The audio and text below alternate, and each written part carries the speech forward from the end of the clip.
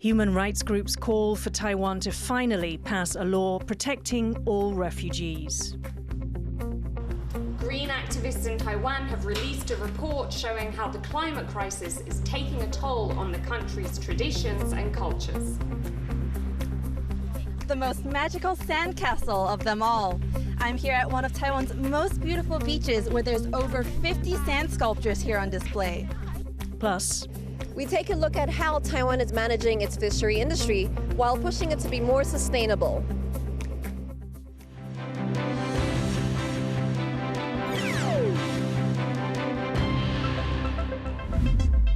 A warm welcome to TaiwanPlus News. I'm Inka Vat. It's World Refugee Day, and in Taiwan, human rights activists are calling for new laws on asylum seekers. Huang has this report. 贯彻不遣返原则。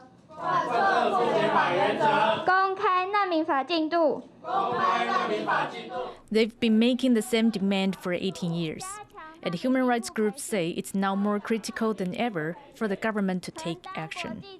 Local NGOs are using World Refugee Day to bring attention to the fact that Taiwan does not have a law to protect the rights of all refugees. The current law granting asylum only covers people from China, Hong Kong, and Macau. 也不应该因为他们的国籍的差异而有差别待遇。那特别是像针对乌克兰或者是缅甸的个案，其实我们的政府只有提供30天的延长签证，没有提供任何的基本的权利。然后其他国籍的人更不用讲，是连30天的延长签证都没有。Lawmakers proposed the first Refugee Act in 2005, but nearly 2 decades later, it still hasn't been passed. Activists say the delay is putting the safety of those who seek refuge here at risk, especially those from Myanmar. Many of them were involved in Myanmar's democracy movement and came here to escape the military government's brutal crackdown. They have found a community among the 140,000 Burmese people of Chinese descent living here. But many of the asylum seekers' passports are about to expire after their home country stopped issuing documents. Human rights experts believe it's intended to suppress opposition by overseas dissidents. 然后他们利用这个方法来威逼包含在台湾、在韩国、在世界各地继续抗争、支持缅甸民主跟人权运动的人，让他们没有护照可以跨国移动，以至于让他们变成是没有身份，然后留在外国的人。According to the government's National Human Rights Plan, the Refugee Act is slated to be passed by 2024. But activists are calling for the process to be more transparent. Taiwan has been trying to position itself as leader in human rights. How it handles refugees will be a true test of its commitment to upholding the rights of everyone. Devon Tsai and Huang for TaiwanPlus.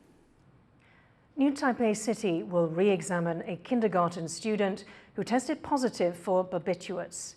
The local government is investigating allegations of children being given sedatives at their preschool. They've tested 80 children so far and confirmed that 16 had the drug in their system.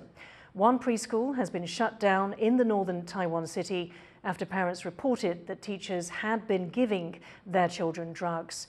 Since then, more than a dozen other parents from schools in the area have filed similar reports with the police. The investigations have raised alarms about the safety of children in Taiwan's kindergartens. The ball keeps rolling on Taiwan's biggest Me Too movement. This time, a popular TV entertainer is in the crosshairs, allegedly sexually harassing a minor more than 10 years ago. Bing Wang has more. Taiwanese TV host Mickey Huang has become the latest celebrity caught in Taiwan's ongoing Me Too movement, part of a global campaign against sexual misconduct. The 51-year-old Huang is accused of sexually harassing a female person who was 17 at the time. The allegations say he forcibly kissed and years later took nude photos of her. Huang apologized for the allegations in 3 Facebook videos, but he has since deleted his Facebook and Instagram accounts. 我活该，我只是想要用这些影片提醒大家，有些事情它会结痂，但你要把它掀开来，会流血。After deleting his social media accounts, Huang attempted self-harm and was taken to a hospital in Taipei.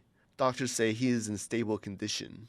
As more people speak out about their alleged abusers, psychiatrists recommend a few ways to combat sexual misconduct.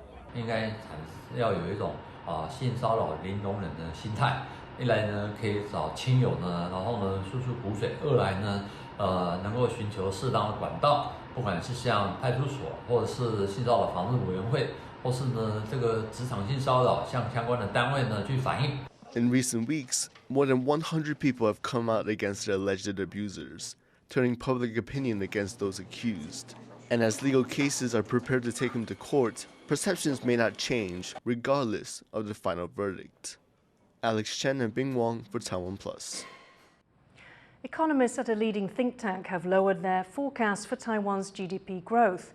The Taiwan Research Institute previously predicted GDP growth could surpass 2.5%, but has cut this year's forecast to 1.45%. The revised number is below the central bank's 2% alert. That's its minimum target to raise the country's living standards. Analysts say weak global demand is hurting Taiwan's export-oriented economy. Taiwan's pineapple sugar apples are set to make a return to China. Beijing's customs office announced that starting Tuesday, the fruit can be imported into the country again. It has to come from certified orchards and packaging companies. China banned Taiwan's pineapple sugar apples in late 2021 after it says it found harmful pests in shipments. The customs office says it will consider lifting import bans on other Taiwanese agricultural products. Several kinds of fish and fruit are currently blocked by Beijing. Both China and the US are touting progress on thawing ties after a pivotal meeting between US Secretary of State Antony Blinken and Chinese President Xi Jinping. But as Rick Lauert reports, the issue of Taiwan continues to loom large over relations between the world's two largest superpowers. An all-important handshake and a chance to mend a rocky relationship. US Secretary of State Antony Blinken's rare meeting with Chinese President Xi Jinping in Beijing is being held as a step towards stability after years of mounting tensions between the rival superpowers.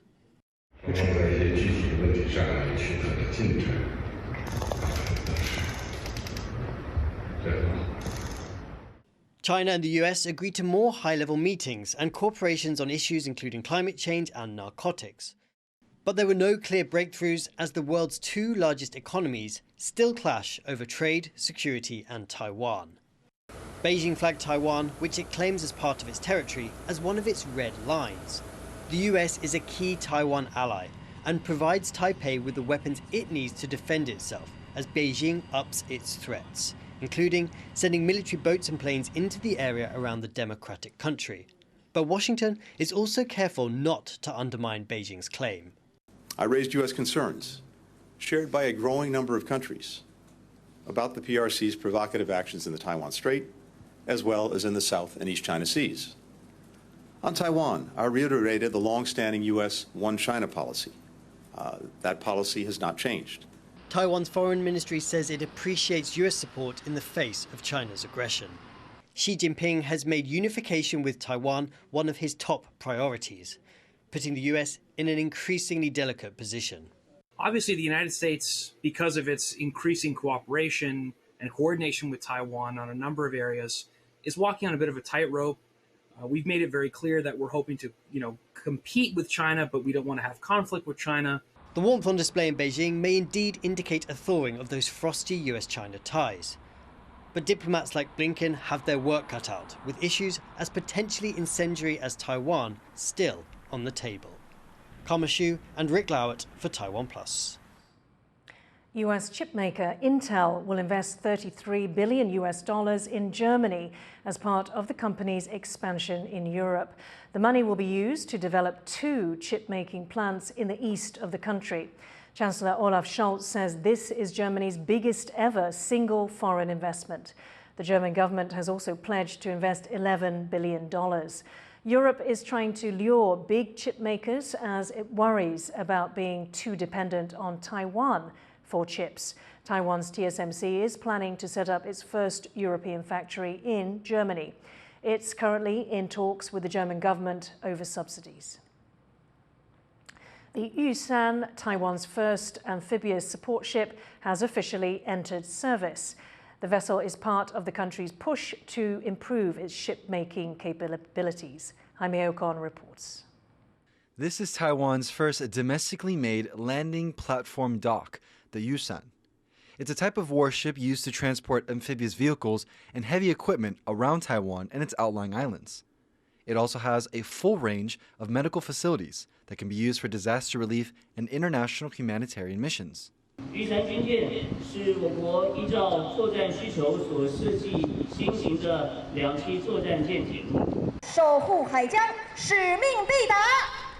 Yushan is the first of 4 ships in its class to be built by Taiwan and is named after the country's highest mountain. It's part of Taiwan's push to boost its domestic ship-making capabilities and become less reliant on other countries for its defense. The ship was delivered to the Navy last year and underwent over a year of testing before entering service. 而成军呢，都是按照军中的期程，经过测评结束相关的程序跑完，该成军的时候就会成军，所以无所谓高调或低调The 153-meter-long Yushan is currently docked in the southern port city of Kaohsiung. The military says it's now getting ready to deploy the ship on its first mission. Howard Zhang and Jaime Ocon for TaiwanPlus. Coming up, as the summer heat descends on Taiwan, more and more are cooling off with water activities. Stay tuned.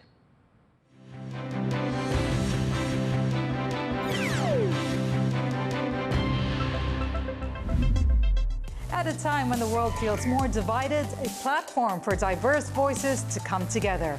I'm Divi Gopalan. Join the dots. Be part of the conversation.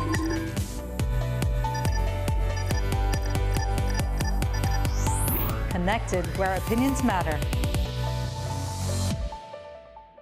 For more stories from Taiwan and around the world, please download the TaiwanPlus app.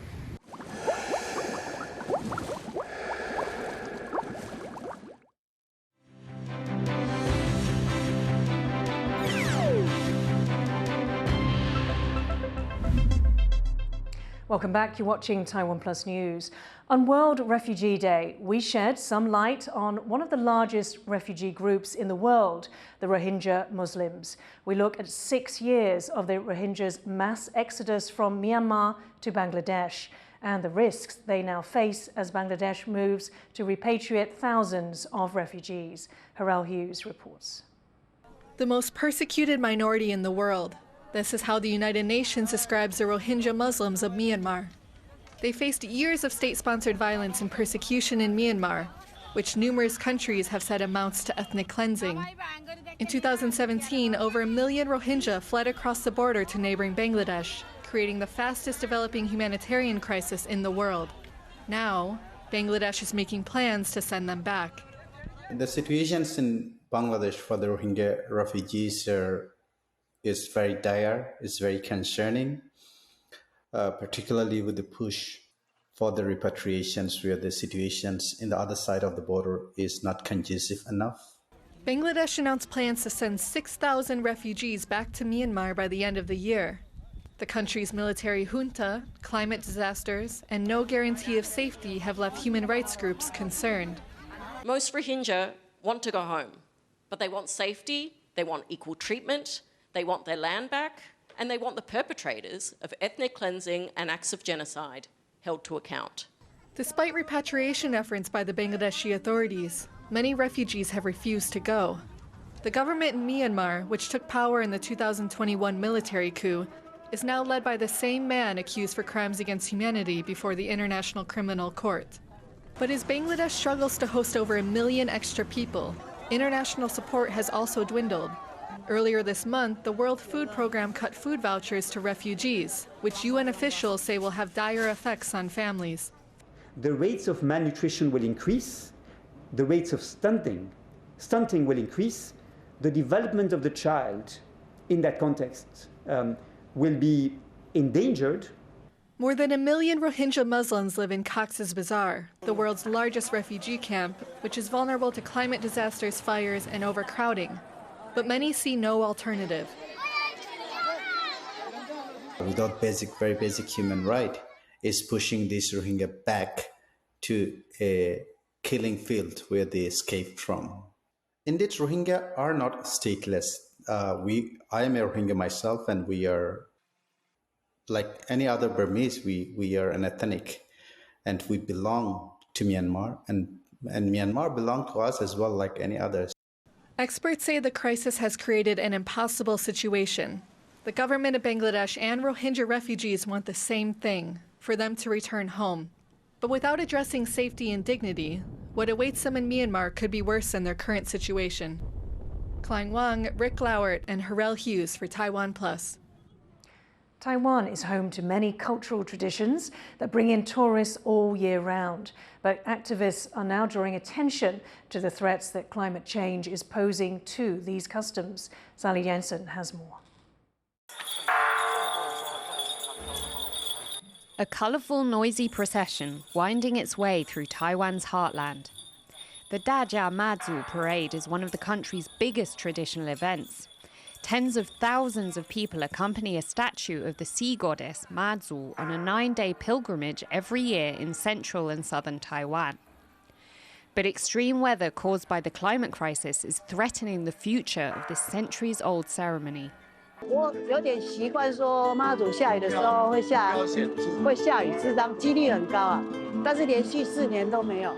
因为全球暖化的关系，气温上升的话，其实对热伤害的预期病患的人数会增加。 Greenpeace and other local leaders have gathered in Taipei to bring attention to the severe impacts of the climate crisis and the areas of the country most affected by it. They've released a report outlining other cultural icons at risk. One of them is Lugang Old Street, a well-known tourist hotspot in southern Taiwan. Its committee leader is calling on the government to do more to protect the future of her community, which has seen an increase in severe floods in recent years. 就1天淹2次，经过了这么多少次的一个水灾，我们真的很难过。你没有身在其中，你无法去理解我们的难受。 Globally, indigenous people are among the most vulnerable to the effects of the climate crisis and ecological destruction. And those in Taiwan are no exception. The Zhou people in the country's central mountains are worried that droughts are affecting their culturally and economically important plants like fig and bamboo. 我们其实一直身在一个不确定的未来，这种不确定跟气候的变迁是直接的关系。 Taiwan's government recently enacted a net zero law, which aims to cut the country's greenhouse gas emissions, the root cause of the damage. But activists say the country's politicians need to do more to show their commitment to people and the planet. 各地的民众都是越来越在乎这个议题的，从美国、澳洲、英国都出现了为气候投票的趋势，就是选民越来越关心候选人有没有积极的气候跟减碳的政策。 Many indigenous and traditional cultures around the world are already feeling the impacts of the climate crisis. Activists here in Taiwan hope that by getting the public's attention, they can push the government into action so that these diverse and colourful cultures can continue long into the future. Howard Zhang and Sally Jensen in Taipei for TaiwanPlus. Calling all tropical princesses. Your sandcastle awaits. On a beach near Taipei, sculptors from across Asia have braved sun, wind and rain to bring the coast a little fairy tale magic. Joyce Zhang was there. It's not your average sandcastle. This beach in northern Taiwan is home to an 8-foot homage to Disney's 1937 Snow White and the Seven Dwarfs, the first full-length animated movie in history. And it's just one of 66 mega creations by Taiwanese, Chinese, and Japanese artists for the annual Fulong International Sand Sculpture Festival. It's really like walking through memory lane. This is the 16th year that they've hosted the Sand Sculpture Festival here at Fulong Beach, which is about an hour away from Taipei. And this year, it's all about Disney. They've recreated the iconic characters and classic stories and imprinted them literally on the sands of time. Artist John Cho is a regular sculptor for the festival. He's been honing his craft for 9 years, and this year made 8 different pieces. He says this Toy Story one is his favorite. 那在这一座里面，我其实最喜欢的是卡蹦，就是那个骑机车的那个，所以我会雕的特别的厚，让它看起来呢手跟脚是真的浮在空中。But capturing such beloved characters in sand is no easy feat. 所以我们常常在做的时候就是要爬上爬下的。可能我们在上面雕的时候觉得很 OK， 但是到下来看的时候呢，可能脸就拉长了，他的微笑感就没有了。It took John 12 days to finish this work, which features 10 distinctive characters. But some of that time was spent rebuilding pieces washed away by rain. After months of drought hit Taiwan's south, the yearly plum rains have caused some parts of the country to flood and made weather in other parts erratic. And as climate change makes weather here more violent and unpredictable, sculptors face a tougher task keeping their work intact. 其实沙雕最怕的就是台风，海浪的力量冲击到了沙雕，它只要一被带走，这些沙雕就不见了。That's why for extra protection, the art medium sand is also used as a shield, taking the form of a 1.5-meter tall fort. It's all part of the show's design to work with and celebrate the natural resource. 我很喜欢沙的魅力，就是它可以非常多变，它不只是一个媒材，它是融入于大自然，所以我们要跟时间还有气候去抗衡。And it's been a hit, drawing many visitors, families, and even pets. What a wonderful day. It's all problem-free philosophy. Despite the changing climate and variable weather, for fans of these classic fairy tales, it's hard to fight the magic in the air. John Su and Joyce Zhen for TaiwanPlus. Taiwan has been rolling out regulations to prevent overfishing in the country's waters, but not everyone is happy about the changes. Sandy Chi reports. As an island nation, fishing is big business here in Taiwan. In 2021, around 320,000 people were working in the country's fisheries industry, according to official statistics. But recently, there have been concerns about the industry's future. Some worry about overfishing, which could severely deplete the number of fish in Taiwan's waters. To try and stop this from happening, the government has begun pushing for more sustainable fishing in line with international standards. And that's meant rolling out a series of sweeping regulations on the country's fisheries.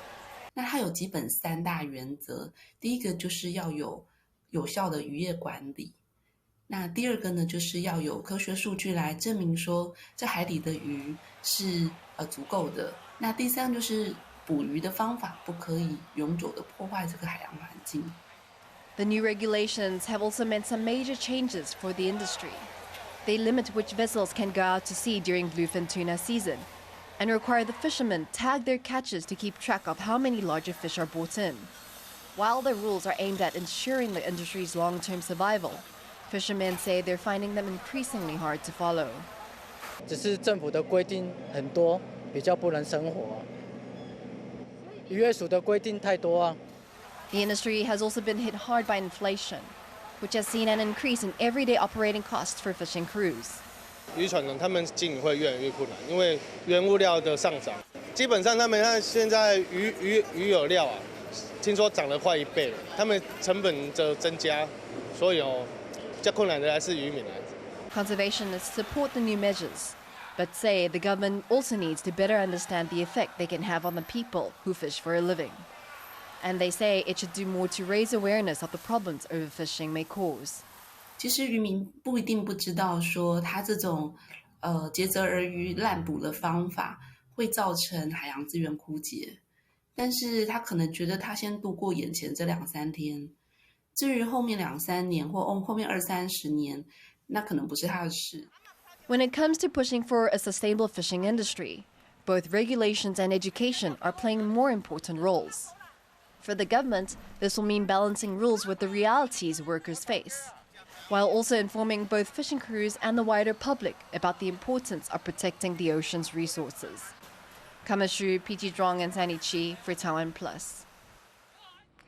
A new passion for water activities in Taiwan's rivers is sweeping the country. Eric Gao has more. It's summer in Taiwan, and people here are looking for any way they can to beat the heat. A growing number have turned to water activities like canoeing and stand-up paddleboarding or supping. In fact, enthusiasts on small, brightly colored boats and boards have become an increasingly common sight in the capital city Taipei's many riverside parks. Local residents are happy to have new ways to enjoy the outdoors, even when temperatures hit a peak. 带着小朋友，然后去玩水也好，或是看一些生态，我觉得就蛮值得的，也蛮真的是打从心里的感动。真的。对，那如果能够更便于民的话，那当然更好。 With the rise in popularity of water activities, those taking part are hoping local governments can help with putting in better infrastructure for them. There are currently few places along the rivers that can be used to launch canoes or kayaks, or to come back ashore in an emergency. 今天如果放眼看去，这边浮台是不错，但是今年我这边滑了4、5次，然后今天是第一次放到水边来，有的时候都会收在岸上，也不知道为什么。The call of Taiwan's waterways is being heard across the country. Kaohsiung, in Taiwan's south, has also opened up part of its port to water activities, giving residents a chance to see its famed Love River from a different perspective. Patrick Chen, Sam Hui, and Eric Gao for TaiwanPlus. Thank you for watching TaiwanPlus News. Remember to download the TaiwanPlus app for more stories from Taiwan and around the world. Finally, today, we leave you with images of a barbecue competition in Buenos Aires, Argentina. I'm Kavat. Take care and see you next time.